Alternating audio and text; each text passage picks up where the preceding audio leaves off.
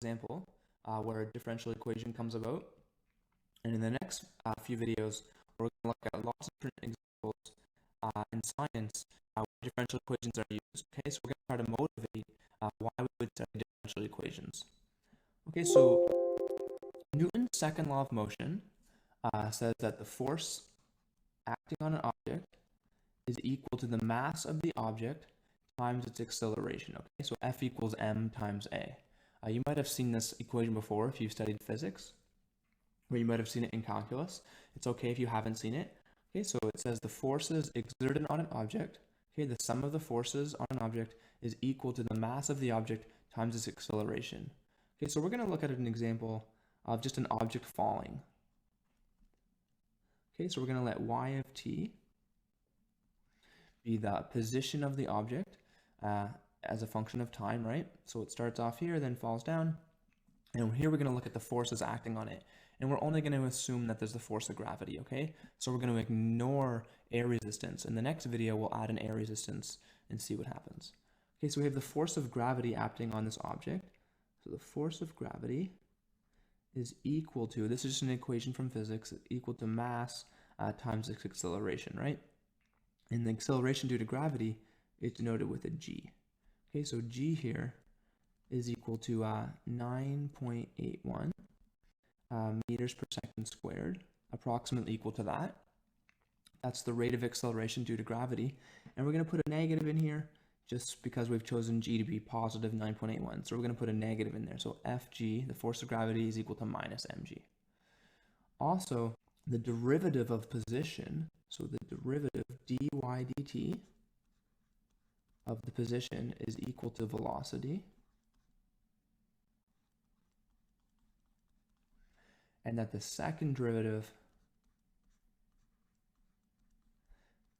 okay, the derivative of velocity or the second derivative of position is equal to acceleration.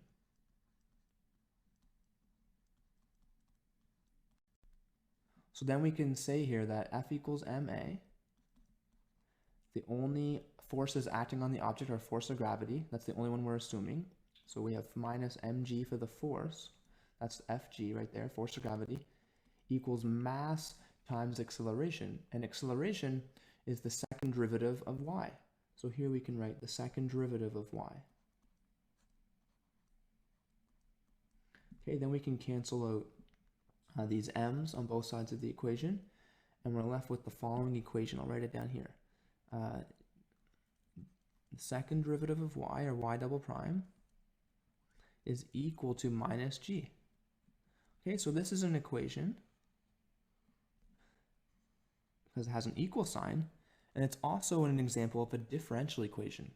Okay, so we haven't defined what differential equations are, but here's what differential equations are. They're just equations that involve functions and their derivatives. So here, this equation is involving the function y of t and some of its derivatives. In this case, it's the second derivative. Okay, so that's an example of a differential equation. And we want to solve differential equations for the function we're taking the derivative of. So here, we don't know what y of t is, but we know that y of t satisfies this simple differential equation. Okay, so how could we solve this differential equation? Well, one thing we could do is we could just integrate both sides. So notice that dy dt, so we took the integral of the left-hand side right here, right? And the antiderivative, and we get dy dt equals, and take the antiderivative of that right-hand side, and we get minus gt, because g is a constant, plus a constant of integration, so plus c1 or whatever you want to call it. We're going to call it v naught, because if we, this is the velocity function, right? Because velocity up here is the first derivative. So here we have velocity equals this. And if we plug 0 in for time, we get the initial velocity. So we're going to call that constant v naught. And then integrating again, if we take the integral of both sides with respect to time, we get y of t, which is what we're looking for, the position at any time, is equal to minus 1/2 gt squared. So g is a constant, and we just got the antiderivative of t, which is t squared over 2. That's why there's a 1/2 in front. Plus v naught t, right? That's the antiderivative of v naught, plus some other constant c2. In this case, this is the position If we plug in 0 for t, both these first two terms go away. And so this C2, we're actually going to call it the initial position, which we're going to denote with y naught. Okay, so this here, this solution, this is the solution to the differential equation. So here, this function here, y of t, is the solution to this differential equation.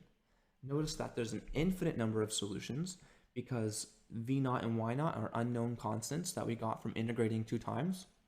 So there's an infinite number of solutions to this differential equation, which is going to be a common theme when we look at other differential equations in the course. And to get a particular solution, we could just specify an initial velocity and initial position, then we get a particular solution, okay, a specific one.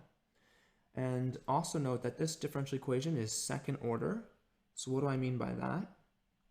I mean that the highest derivative appearing is y double prime, so that's what we call it, second order.